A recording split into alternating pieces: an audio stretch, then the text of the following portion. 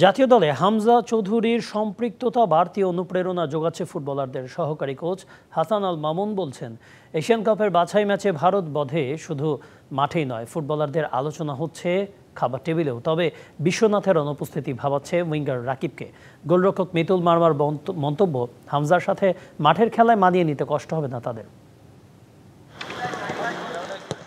Kings এরেনায় চলছে জাতীয় football দলের অনুশীলন। সাইড বেঞ্চে বসা বিশ্বনাথ ঘোষ মনের ভেতরটা পুড়ছে, এবারও খেলা হলো না জাতীয় দলে। ইনজুরিতে পড়ায় বেশ কয়েক মাস মাঠের খেলার বাইরে বসুন্ধরা কিংসের এই ডিফেন্ডার।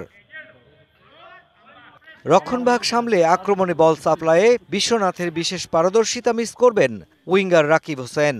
বিশ্বনাথ এমন একটা প্লেয়ার, খুব পরিশ্রমী প্লেয়ার, তো ওকে সবাই মিস করবে।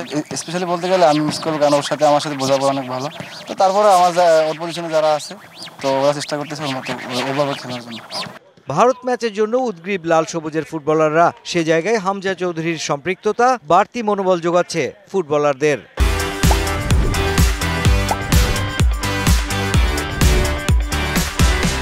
এটা আমাদের জন্য অনেক পজিটিভ সাইড, যেটা আমাদেরকে আরও হেল্প করবে, কারণ হামজা হচ্ছে একদম টপ লেভেলের প্লেয়ার। সো আমি মনে করি যে আমরা এশিয়ান লেভেলের প্লেয়ার আছি, আরও পজিটিভ সাইন থাকবে যে আমরা অনেক কিছু শিখতে পারবো।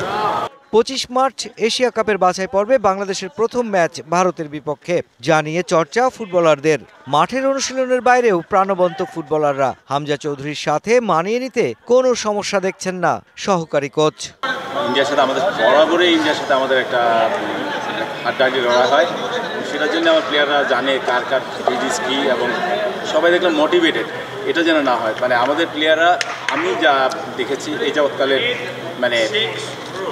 দ্য বেস্ট ফোকাস টিম আমার কাছে মনে হচ্ছে।